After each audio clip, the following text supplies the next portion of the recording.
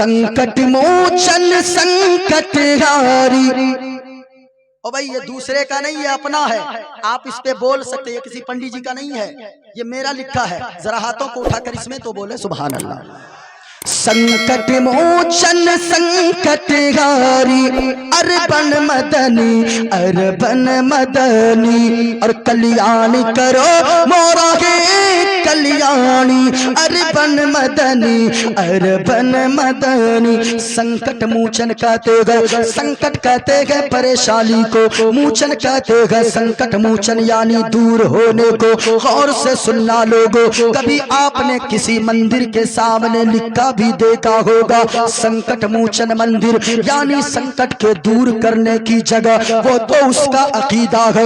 लेकिन हम गुलामों का अकीदा ये है, हम तो कहते हैं या रसूल अल्लाह के उन्जुर हालना, या हबीब अल्लाह के इस्मा कालना, इन्ननी फी बहर हम मुगरक़ुन खुज़ यदी सघलना अश्कालना। अगर इसी को पलट के उस जबान में बोलूं तो ये बनेगा संकट मोचन संकट हारी, अरबन मदनी अरबन मदनी। और या रसूल अल्लाह कल्याण करो मोरा के कल्याणी, अरबन मदनी अरबन मदनी। और या रसूल अल्लाह विनती कर दो मंगल मंगल, विनती कर दो मंगल मंगल, तोरा राज चलत है मंगल मंगल।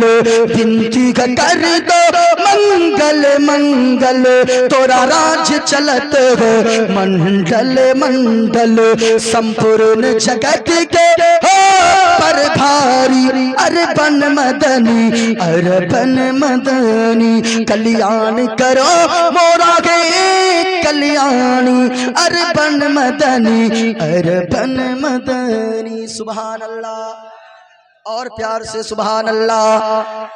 सुनिएगा ओ भाई, हम जो है ना हुजूर का सदका खाने वाले लोग हैं। पेश करूं आका, आज आप नींद नहीं कुर्बान करना चाहते हैं, क्या पेश करूं आका, क्या चीज हमारी है, क्या पेश करूं आका, क्या चीज हमारी है, ये दिल भी तुम्हारा है, ये जान भी तुम्हारी है। आप देख रहे हैं उस्ताजुल असातिज़ा हजरत अल्लामा व मौलाना मुफ्ती फजलुर रहमान साहब किबला, बहुत बड़े आलिम दीन, बहुत बड़े उस्ताद, और जिनकी जूतियों को सीधी करके कितने लोग मुफ्ती बनकर चमक रहे हैं। जिनके कामों को अगर देखना हो ना तो आप जाकर इनके इलाके में देखें। आज अगर सुन्नियत मजबूत है इनके इलाके में तो उनमें दाहिना हाथ इनका भी नजर आता है। और बड़ी मेहनतें हैं इन लोगों की, बड़ी काविशें हैं। ये आलिम रब्बानी, इनके चेहरे की आप जियारत करें। ऐसे लोग जब भी मिलते हैं जिनसे इतनी मोहब्बत बांटते हैं, ऐसा लगता है कि आप इनसे मिलेंगे, इनकी मुस्कुराहट के आप दीवाने हो जाएंगे। अल्लाह ऐसी जात को सलामत रखे, अल्लाह इन्हें लंबी उम्र अता फरमा दे। मैंने क्या कहा, माँ बाप की खिदमत जरूरी है। मजार पे बाद में जाइए, पहले माँ बाप की खिदमत कीजिए। अपने पीरों की बारगाह में बाद में जाइए, माँ बाप की पहले खिदमत कीजिए। अपने माँ और अपने बाप की मेहनतों को कैसे आप भूल सकते हैं। और आज आप कहते हैं कि आप लोगों ने मेरे लिए क्या किया है, कुछ नहीं किया है।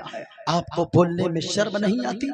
मैं कहूंगा लोगों, माँ बाप की दुआओं में वो असर है। मैंने पहले कहा था, 3 लोगों की दुआओं को अल्लाह रद्द नहीं फरमाता है। सलासो दावतिन युस्तजाबु लहुन्ना ला शक्क फीहिन्ना, दावतुल मज़लूम, दावतुल मुसाफिर व दावतुल वालिदैनि वलदिही। आक़ाए करीम ने फरमाया है, माँ बाप अगर किसी औलाद के लिए हाथों को उठाकर दुआ कर दे तो जो काम याद रखिए جو کام 10 سال کے محنت کے بعد بھی اگر نہ ہوتا ہو، ماں باپ اگر مسکرا کر دعا دے دے تو میرا یقین کہتا ہے، مصطفیٰ کی حدیث کہتی ہے، اللہ تعالی ماں باپ کی دعا کے صدقے میں اس کام کو پائے تکمیل تک پہنچا دے گا۔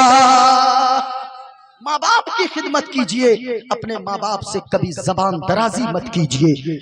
ایک صحابی آئے، میں یہیں سے بات چھوڑا تھا، بس 5 منٹ اور آپ کا لوں، پھر حضرت آپ کے سامنے۔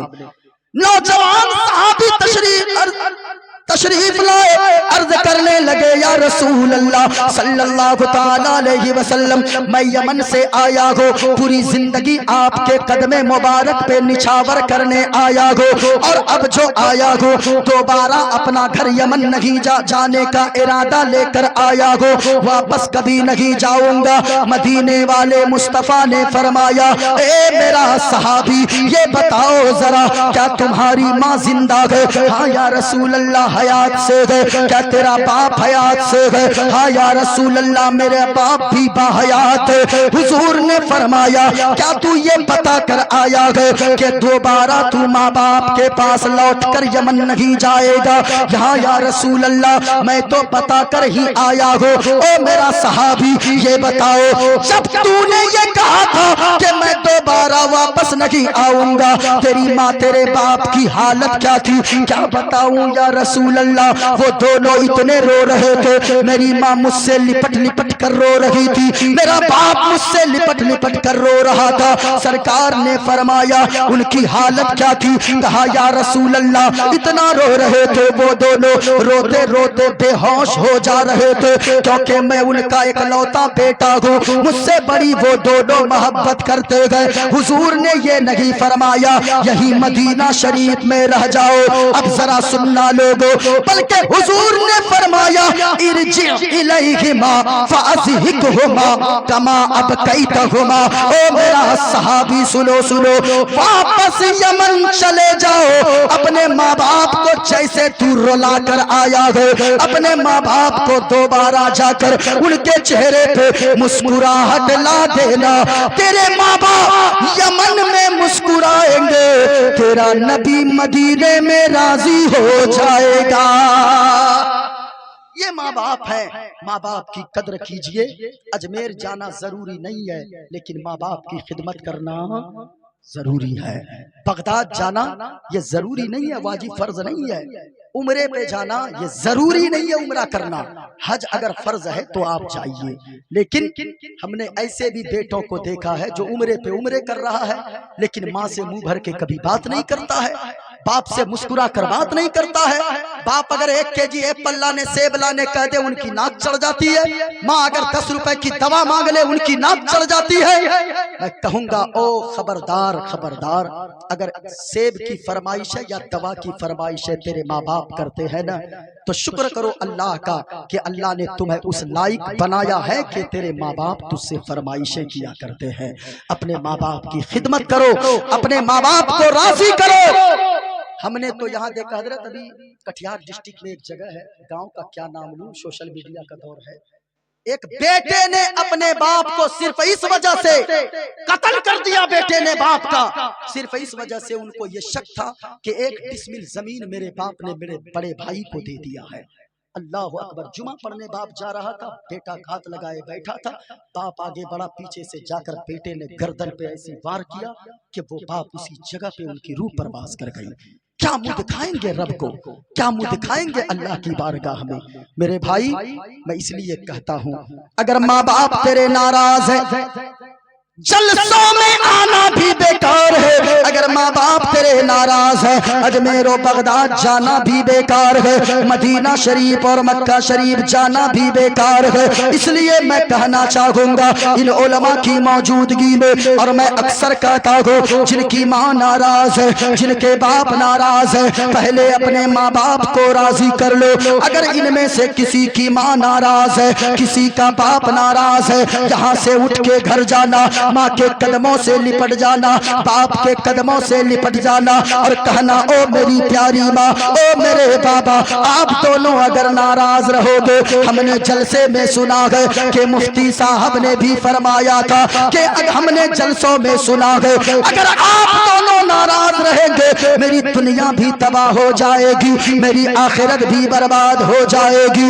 بلکہ ماں باپ کے قدموں کو لپٹ کر کہیے گا او میری ماں، ہمیں دولت نہیں چاہیے، ہمیں مکان نہیں چاہیے، ہمیں زمین نہیں چاہیے، بلکہ اگر ہمیں چاہیے تو پیاری ماں مجھ کو تیری ہی دعا چاہیے اور تیرے آنچل کی ٹھنڈی ہوا۔ ایک مرتبہ پورا مجمع بولیے دعا چاہیے، کیا بولنا ہے؟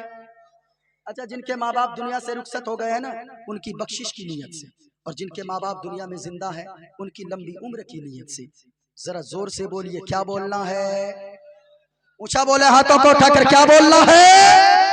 دعا چاہیے، گھر جائیے گا، پیاری ماں مجھ کو تیری دعا چاہیے۔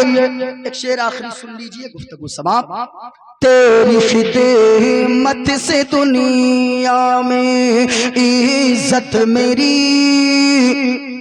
اور او ماں تیرے قدموں کے نیچے ہے جنت میری، تیرے قدموں کے نیچے ہے جنت میری۔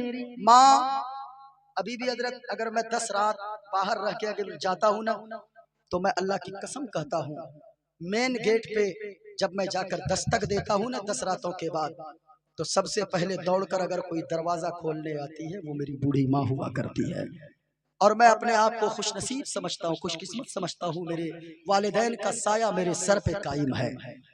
بھائی ایک بات ہمیشہ یاد رکھیے گا، آپ اگر باہر جاتے ہیں نا، ماں باپ کون سی دولت ہے، کیا نعمت ہے اللہ کی۔ باہر جاتے ہیں نا آپ، اگر سال بھر 2 سال سعودی دبئی میں رہ کر آتے ہیں یا دلی پنجاب سے، تو سچ بتائیے گا آپ کے دوست یار فون کرتے ہیں نا، ارے میرا دوست آ رہا ہے نا تو 2 سال کے بعد، یار فلاں جگہ کی جیکٹ بڑی اچھی ہے، وہ جیکٹ لیتا آنا میرے لیے۔ کوئی دوسرا دوست کہتا میرے لیے گھڑی لیتے آنا، کوئی تیسرا دوست کہتا ہے میرے لیے جوتا لیتے آنا، بہن کہتی ہے میرے لیے پرس لیتے آنا، دوست کہتا میرے لیے کپڑے لیتے آنا، میرے لیے کھانے کی فلاں چیز لیتے آنا۔ لیکن سچ بتائیے ماں باپ تو وہ ہستی ہے نا، ماں باپ کہتے ہیں میرا بیٹا ہمیں کچھ نہیں چاہیے، میرا بیٹا صحت و سلامتی کے ساتھ گھر آ جائے، یہی ہمارے لیے سب سے بڑا تحفہ ہے۔ یہ ماں باپ ہے جو کبھی بھی اولاد سے کوئی لالچ نہیں رکھتے ہیں، بلکہ ماں باپ اپنی اولاد کی صحت و تندرستی کی دعائیں کیا کرتے ہیں۔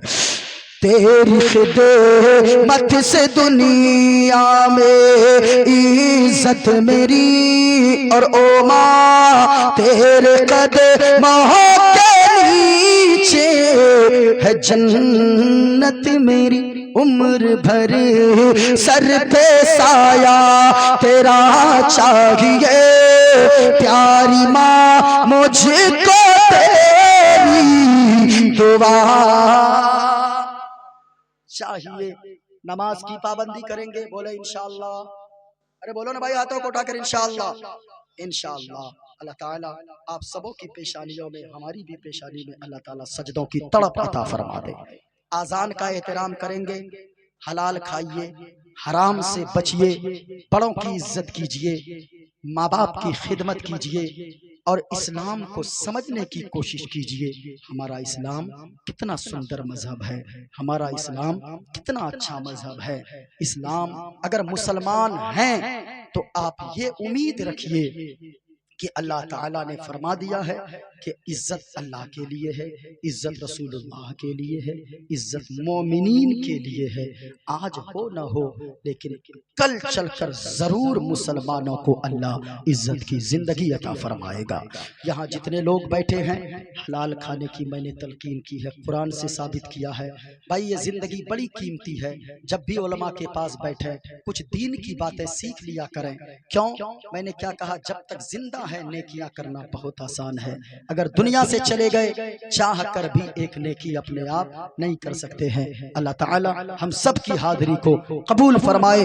بولنے میں کچھ غلطیاں ہوئی ہو، آپ کے سننے میں کچھ غلطیاں ہوئی ہو، سارے لوگ توبہ پڑھیں. استغفر اللہ ربی من کل ذنب واتوب الیہ. کلمہ شریف پڑھیں بلند آواز سے، لا الہ الا اللہ محمد رسول اللہ. ارے بلند آواز سے پڑھیے نا، لا الہ الا اللہ. بھائی کپڑا گندا ہوتا ہے نا کپڑا، تو اس کو کس چیز سے صاف کرتے ہیں؟ صابن سے. صابن سے نا، شرف سے. لیکن دل بھی گناہ کرتے کرتے گندا ہوتا ہے. دل کی صفائی کس چیز سے ہوگی؟